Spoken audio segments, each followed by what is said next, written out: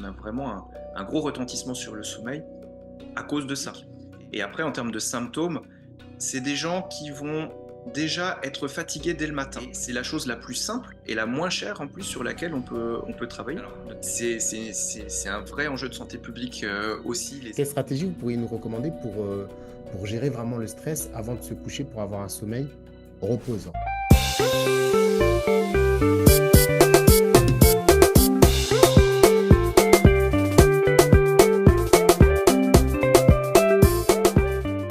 Bonjour à tous, bienvenue dans ce nouvel épisode de la glycémie. Et pour ce nouvel épisode, j'ai le plaisir de recevoir le docteur Sommier. Docteur Sommier, bonjour. Bonjour à tous. Comment allez-vous, docteur? Bah écoutez, très bien.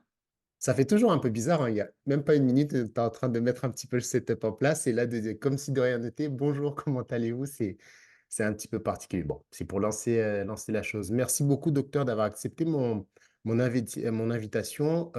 Docteur Sommier, je vais vous laisser vous présenter un petit peu pour ceux qui ne vous connaissent pas, nous dire un petit peu, ce que vous faites, votre parcours et vos spécificités. D'accord. Donc, moi, je suis de formation anesthésiste. Ça fait à peu près, enfin, j'ai exercé pendant 15 ans à peu près l'anesthésie, à l'hôpital, dans le cadre du bloc opératoire et puis, pour des raisons, on va dire personnelles et familiales, j'ai eu envie de, voilà, d'explorer un petit peu d'autres choses et voilà, diversifier un petit peu, ma pratique et donc, j'ai passé un diplôme, supplémentaire il y a 2 ans, qui me permet maintenant de pratiquer de façon exclusive, la médecine du sommeil en cabinet libéral et donc, maintenant je ne fais plus que ça. Je fais plus du tout d'anesthésie et donc je m'occupe des patients avec des problématiques de sommeil de tout type. D'accord. OK, très bien. Et j'ai voulu justement vous faire intervenir docteur parce que de loin, moi je vois un lien quand même un petit peu, vous allez me dire si c'est le cas, entre le diabète et le sommeil. Est-ce que vraiment le diabète, ça sera vraiment ma première question, est-ce que le diabète, il peut vraiment influencer la qualité, du sommeil et vice versa? Alors, heu, il y a un vrai lien entre les 2. Hem, Ça va plutôt être un lien inverse, c'est-à-dire que le sommeil va avoir un énorme impact sur le diabète. À l'inverse, le diabète, oui, peut avoir une influence sur le sommeil, mais plutôt, par rapport aux complications que le diabète peut amener et dans nos contrées, on va dire, si c'est le diabète de type 2 qui est le plus répandu, avec son cortège de comorbidités et en particulier l'obésité. Ben, on sait que l'obésité forcément va avoir un impact, sur notre respiration pendant la nuit et être la porte d'entrée dans ce qu'on appelle l'apnée du sommeil, le syndrome d'apnée du sommeil. Mmh, Voilà, donc ça on voilà, donc le lien entre diabète et sommeil est pas strictement direct. d'accord. Par contre, dans l'autre sens, oui, et on va voir, un petit peu après, les mécanismes qui font ceci. D'accord. Donc c'est-à-dire docteur, que mes niveaux de glycémie, ils impactent mes habitudes de sommeil ou c'est mes habitudes de sommeil qui impactent mes niveaux de glycémie? C'est plutôt l'inverse donc? Les habitudes de sommeil. Les D'accord, habitudes de sommeil vont impacter la glycémie et ça a été prouvé. Mmh. d'accord, d'accord, OK, très bien. Donc du coup, on voit que oui, on a établi déjà une connexion, un lien entre les 2. Et vous nous parliez tout à l'heure d'apnée du sommeil. Est-ce que vous pouvez nous élaborer un petit peu les différents types de troubles du sommeil qu'on peut rencontrer? Alors, la médecine du sommeil, c'est plus vaste que ce qu'on imagine, mais on va dire les 2 grands cadres les plus importants qu'on rencontre, en consultation, c'est d'une part les problématiques respiratoires, donc l'apnée du sommeil, qui est la pathologie la plus fréquente, dans notre population. De l'autre côté, on a plutôt, les troubles de difficulté à dormir, donc l'insomnie. Ça, c'est aussi une très, très forte proportion de la population, hommes, femmes confondus, bien entendu. Et puis après, on va avoir des choses beaucoup plus spécifiques, qui sont des problèmes, soit neurologiques, comme, les syndromes des jambes sans repos, par exemple, ou des maladies vraiment très, très spécifiques, très spéciales du sommeil, comme, par exemple, la narcolepsie ou des choses, voilà, qui sont vraiment un petit peu des raretés, mais qui sont vraiment tout à fait spécifiques, de notre spécialité. Après, il y a d'autres maladies qui sont, par exemple, les troubles du comportement pendant le sommeil. Par exemple, le les troubles pendant le sommeil paradoxal, qui sont ils sont un peu embêtants parce qu'ils annoncent parfois des entrées en démence, donc c'est pas toujours, des diagnostics super sympas à annoncer. Et puis, vous avez bien entendu le somnambulisme, hein, voilà, qui sont Mmh, des pathologies forcément du sommeil, qu'on peut rencontrer. d'accord.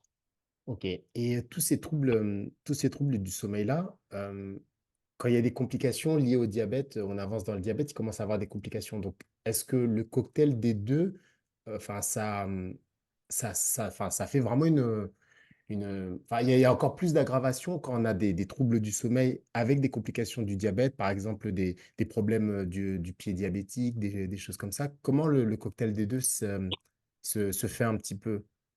Est-ce que et comment surtout on peut minimiser les risques? Mmh.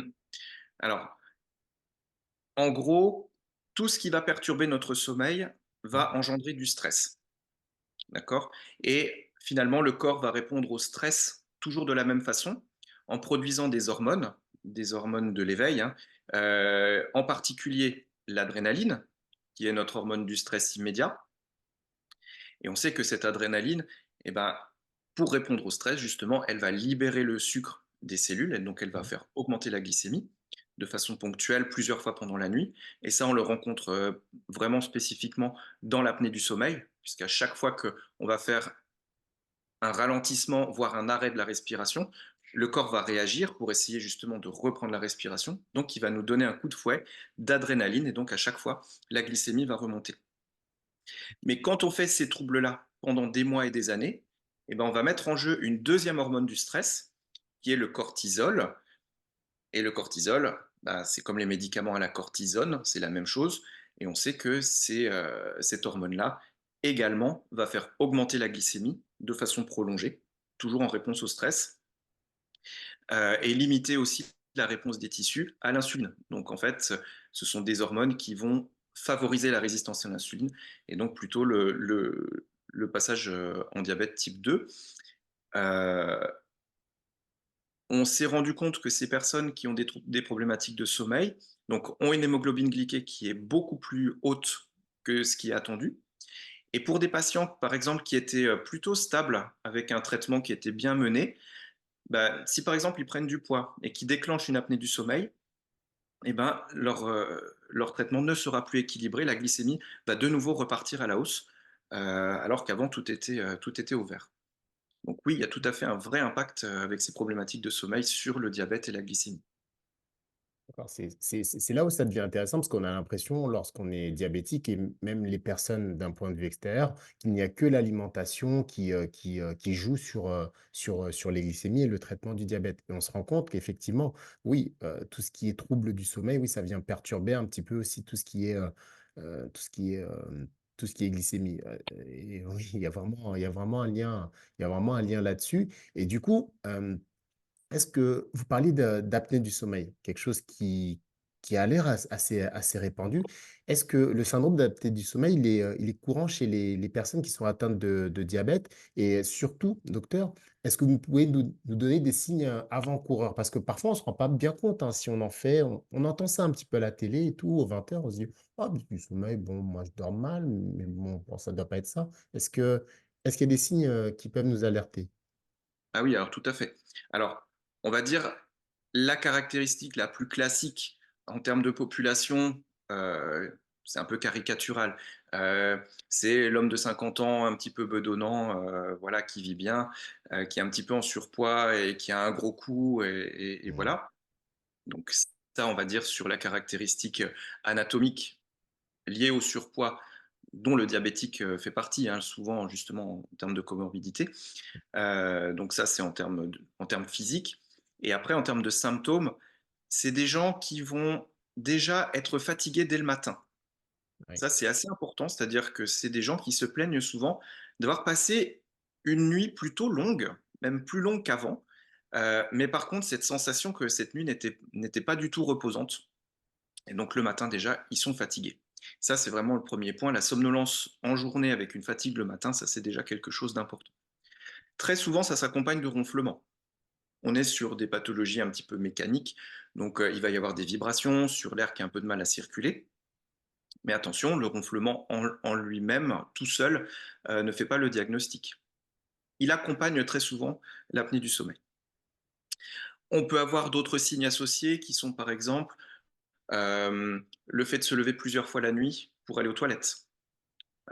Même si on boit un grand bol de thé avant d'aller se coucher, a priori, notre corps est bien fait, il se met au repos et on va se lever qu'une seule fois. Quand on commence à se lever plus de 2 fois, c'est absolument pas normal.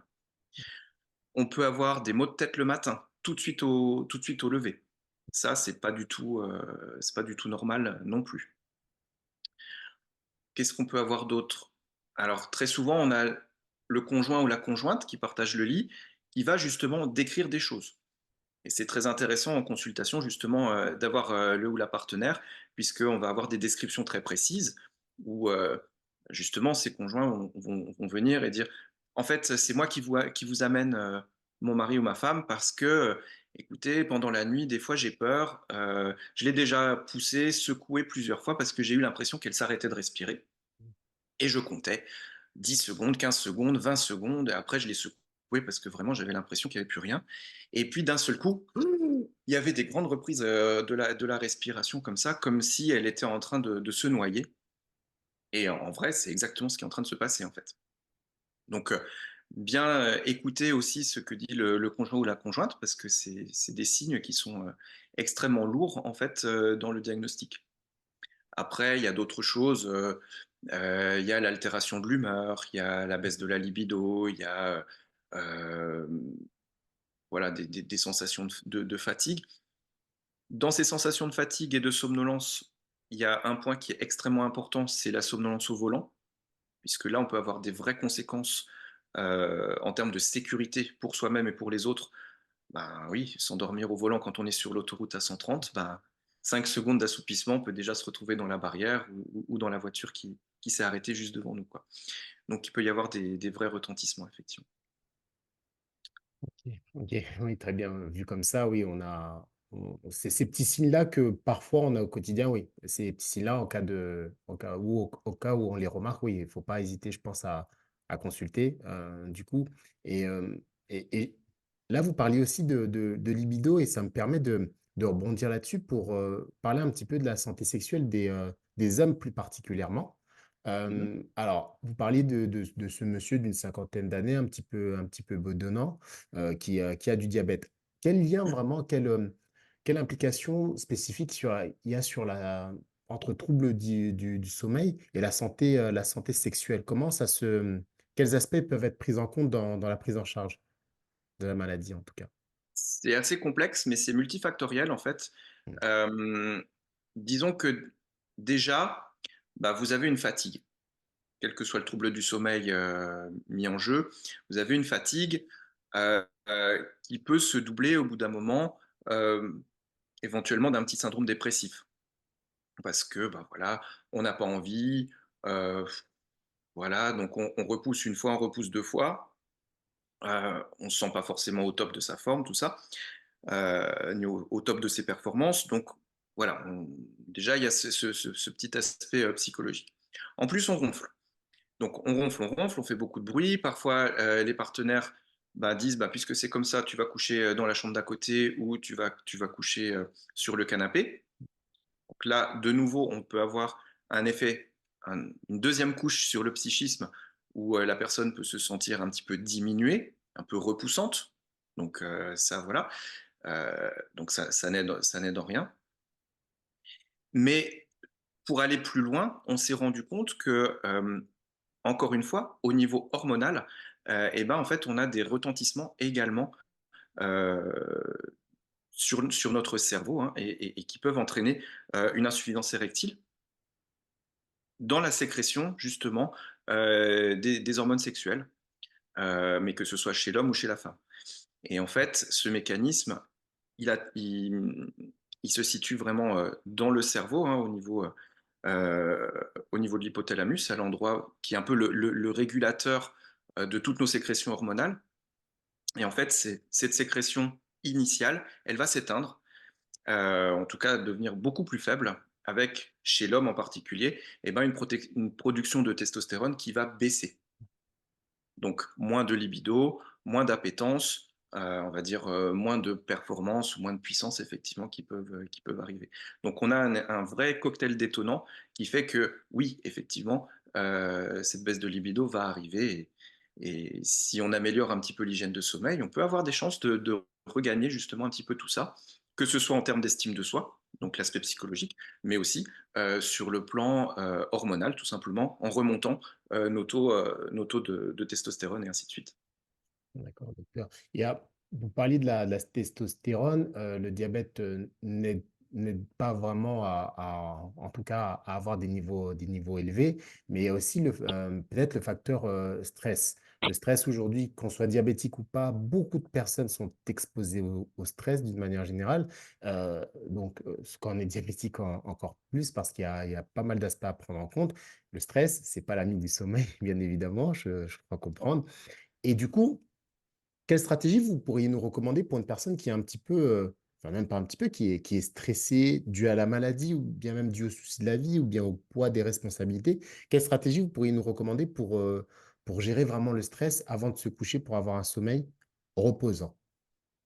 Alors, si on n'a pas de maladie du sommeil, si on n'a pas d'apnée, si on n'a pas de choses particulières, ce qu'il faut absolument travailler, c'est ce qu'on appelle l'hygiène du sommeil, qui fait partie, c'est un des tiroirs de l'hygiène de vie en général. Cette hygiène du sommeil, elle est toute bête. C'est ce qu'on apprend aux enfants. Mmh. C'est déjà d'aller se coucher à heure régulière.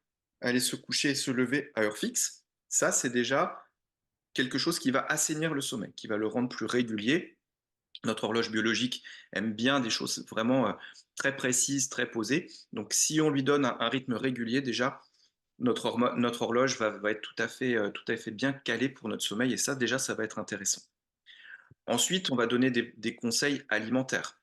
Moi, j'aime bien travailler avec des adages, des petits proverbes comme ça. Et quand on dit, par exemple, faut manger comme un roi le matin, comme un prince le midi et comme un pauvre le soir, ben, par exemple, ça, on sait que ça marche. Un repas plutôt léger, pris suffisamment en avance avant l'heure du coucher, ça va favoriser un sommeil d'un petit peu meilleure qualité.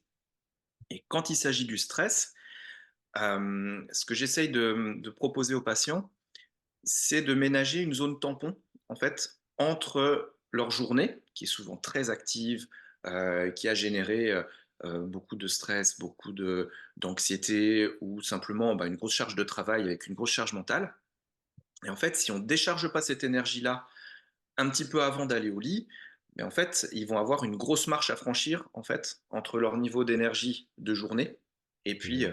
leur niveau de nuit. Un sas de décompression en fait, docteur. Exactement, Mmh. exactement. Et là, en fait, tout est possible. C'est-à-dire qu'il faut trouver le bon moyen, qui permet justement de faire baisser cette énergie et ça peut être 2 heures avant d'aller se coucher, ça peut être quand on rentre du boulot, on se ménage une demi heure et puis on se fait, une séance de yoga, une séance de méditation, on se prend un bain frais, je sais pas, n'importe quoi. Une petite activité pour soi qui fait du bien, mais simplement qui permet voilà, de pas passer brusquement entre la partie très active et la partie très calme. Donc on a une décroissance un petit peu de l'énergie et puis après on passe notre soirée tranquille, on fait nos petites activités sympathiques, mais au moins déjà on a baissé le niveau d'énergie et là déjà on est dans les meilleures conditions pour aller se coucher après. Et là, là-dessus, docteur, il n'y a aucune différence en soi, entre une personne qui est diabétique et une personne qui ne l'est pas, en termes même de changement? Parce que c'est un changement de mode de vie, ce que vous nous demandez aussi parce que enfin, ce que vous recommandez, c'est qu'aujourd'hui, dans nos sociétés, c'est vrai que, bah, on va arriver du travail, on a une grosse, l'énergie est vraiment très, très haute. En tout cas, l'attention et le focus est très, très haut et on va pas avoir ce fameux sas de décompression. Donc ce changement de mode de vie, il est aussi, applicable à absolument tout le monde, hein. Il y a pas de spécificité particulière, si on est diabétique ou pas, on est d'accord? Pas du tout, ouais, c'est vraiment un changement d'habitude, mais pour tout le monde, pour tout un chacun. C'est vraiment, des conseils très, très généraux. De ce point de vue-là, le diabétique a pas forcément plus de spécificité qu'un autre. Il D'accord. sera peut-être faudra peut-être lui demander un petit peu plus de discipline, puisque la conséquence du mauvais sommeil va avoir de vraies répercussions. Donc on va peut-être leur demander d'être un petit peu plus à cheval sur la régularité, d'être un petit peu plus à cheval sur leur régime qu'ils ont déjà, Oui. d'être un petit peu plus à cheval sur leur baisse d'énergie mais ça reste des conseils, on va dire, très généraux, en fait, qui sont valables en population, globale. D'accord, OK. OK, très bien, docteur. D'une manière générale, est-ce que, qu'est-ce qui vous aujourd'hui, c'était pas prévu dans notre échange aujourd'hui, qu'est-ce qui vous alerte le plus sur le sommeil par rapport à la population française? Parce que vous voyez beaucoup de personnes passer dans votre cabinet et sur quoi vraiment on devrait être, très, très, très attentif, étant diabétique ou pas, là, on va essayer d'élargir un petit peu sur ce point-là. Mmh. Qu'est-ce qui vous met vraiment qui vous dirait de prendre, de dire aux gens de faire attention sur cet élément-là? Moi, ce que je vois, alors encore une fois, bon, j'ai un recul seulement de 2 ans dans ma pratique, mais la problématique de stress, d'anxiété, vraiment la partie, vraiment très psychologique, Mmh, est vraiment fondamentale, à part, les patients que je vois sont des patients tout venant, mais il y a vraiment un fil conducteur qui est vraiment le niveau d'anxiété, et qui va renforcer toutes les pathologies. Alors bien sûr, un anxieux qui va faire de l'insomnie, son insomnie, elle va être beaucoup plus importante. Mais un anxieux qui fait de l'apnée du sommeil va être, par exemple, beaucoup plus difficile à appareiller. On va avoir des difficultés à lui mettre la machine parce qu'il va se faire tout un monde et tout ça. Et on a vraiment une grosse pression, que ce soit au niveau du travail, au niveau de la société, au niveau de l'attente en général. Je trouve que dans notre société actuellement, ouais, on se charge beaucoup notre sac personnel et on a vraiment un gros retentissement sur le sommeil à cause de ça. Et ça peut paraître un petit peu, baba cool ou un petit peu gourou de dire qu'il faut faire de la méditation ou essayer de faire du yoga, comme ça le soir. Mais en fait, c'est vraiment un changement profond, qu'il faudrait réussir à obtenir pour au moins arriver à se poser et voilà, essayer de diminuer. Encore une fois, toute cette tension interne, toute cette pression, augmente nos niveaux d'hormones du stress et donc forcément plus on a ces hormones de stress, moins on va pouvoir dormir, moins on va pouvoir se reposer, moins on va pouvoir se réparer. Toutes nos barrières vont baisser, que ce soit les barrières psychologiques, les barrières immunitaires. Parler du pied diabétique, ben, c'est un petit peu ça, c'est-à-dire que si nos barrières immunitaires sont vraiment, très abaissées, eh ben, on va encore moins pouvoir se protéger contre une infection, bactérienne ou virale qui pourrait survenir. d'accord. Donc oui, c'est fondamental et il y a vraiment une prise de conscience qui doit être prise sur la qualité du sommeil et on se rend compte, le sommeil, c'est pas simplement: «Bon, bah, j'ai mal dormi cette nuit, ça ira mieux demain». Non, non, c'est une problématique qui est vraiment au centre de toute notre santé, que ce soit notre santé cardiovasculaire, métabolique, neurologique, psychologique. C'est vraiment quelque chose de fondamental et faudrait remettre un petit peu ça au centre des préoccupations de santé publique parce qu'il y a un vrai enjeu et c'est la chose la plus simple et la moins chère en plus sur laquelle on peut travailler. Notre qualité de vie, notre qualité de sommeil, c'est vraiment le meilleur rapport qualité-prix qui puisse exister, en fait. Là-dessus, oui, c'est vrai que vu comme ça, c'est totalement vrai. Mais docteur, il y a une chose et ça sera ma dernière question pour vous. Vous savez, vous parliez tout à l'heure de sas de décompression, de descendre un petit peu en énergie pour Mmh. favoriser le sommeil. Moi, j'aimerais vous parler de tout ce qui est, lumière bleue, réseaux sociaux, smartphone.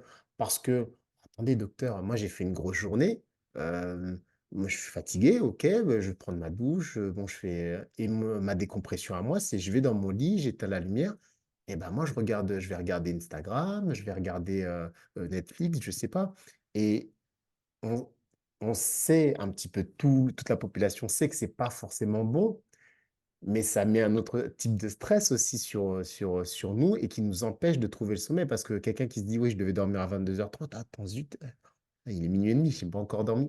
Quelles sont vos recommandations par rapport à ça, par rapport à cet outil-là, là? C'est le diable! C'est Non, non. compliqué. Alors, c'est un vrai enjeu de santé publique, aussi les écrans. Hem Et il y a un énorme impact actuellement, c'est sur la population des ados. Parce que les ados, voilà, ils l'ont greffé dans la main, quasiment H24, hein, que ce soit les réseaux, TikTok, tout ce que vous voulez et en fait, On le sait, la lumière des écrans, en particulier les écrans les plus modernes avec, des lumières LED, sont extrêmement riches dans une longueur d'onde de lumière qui est, comme vous disiez tout à l'heure, la lumière bleue. Donc la longueur d'onde bleue est extrêmement éveillante, c'est-à-dire qu'elle a le même effet que le soleil sur notre perception du cycle de la journée. Et donc en fait, c'est un vrai signal pour notre cerveau de se dire: «Ah bah voilà, la journée commence puisque j'ai de la lumière bleue». Donc autant, oui, c'est vrai, on aime bien essayer de se reposer un petit peu en se disant: «Allez, je fais une activité qui va me faire sortir un petit peu le voilà, qui va m'aérer l'esprit», tout ça, oui, sans doute.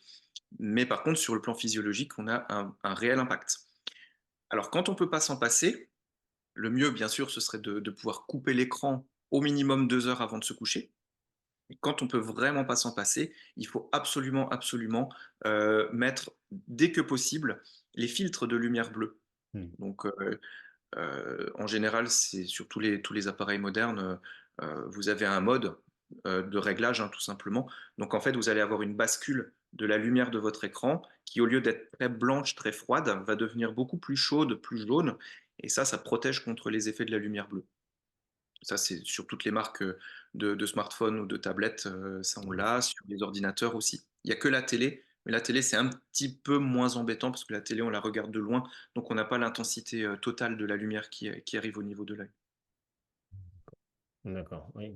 C'est Oui, sacré téléphone portable, hein. Toute évolution n'est pas une bonne évolution. C'est vrai que c'est assez difficile et merci de l'avoir signalé pour les adolescents et même pour les papas, les mamans, pour tout le monde. On a cette mauvaise habitude d'être au téléphone, au lit enfin au lit, au téléphone, voilà, à scroller un petit peu et sans mettre le filtre sur notre téléphone. Docteur, on arrive sur la fin de cette discussion. Je tenais à vous remercier pour la valeur que vous nous avez apportée, les éclaircissements, et le lien qu'on a pu faire aujourd'hui entre le diabète et le sommeil, et les troubles qui peuvent en découler aussi. Mais avant de vous laisser, docteur, j'aimerais savoir un petit peu, où vous retrouvez, comment consulter votre travail, comment on peut faire ça, docteur? Donc, moi, je travaille, dans la ville de Mulhouse, voilà, où j'ai un cabinet, libéral de médecine du sommeil, heu, voilà, qui est ouvert à tous. On prend tout simplement rendez-vous, en ligne ou en appelant au niveau du secrétariat et je suis tout disposé à recevoir tous les patients, pas de souci. D'accord, je mettrai les liens de toute manière, comme pour l'ensemble de mes invités, je mettrai le lien en description juste en bas. Il me reste à vous remercier, docteur, de votre temps et des recommandations et voilà, de nous avoir mis aussi en alerte sur des choses qui peuvent nous aider à améliorer notre santé. Merci beaucoup, docteur Sony. Merci à vous pour l'invitation. Avec plaisir.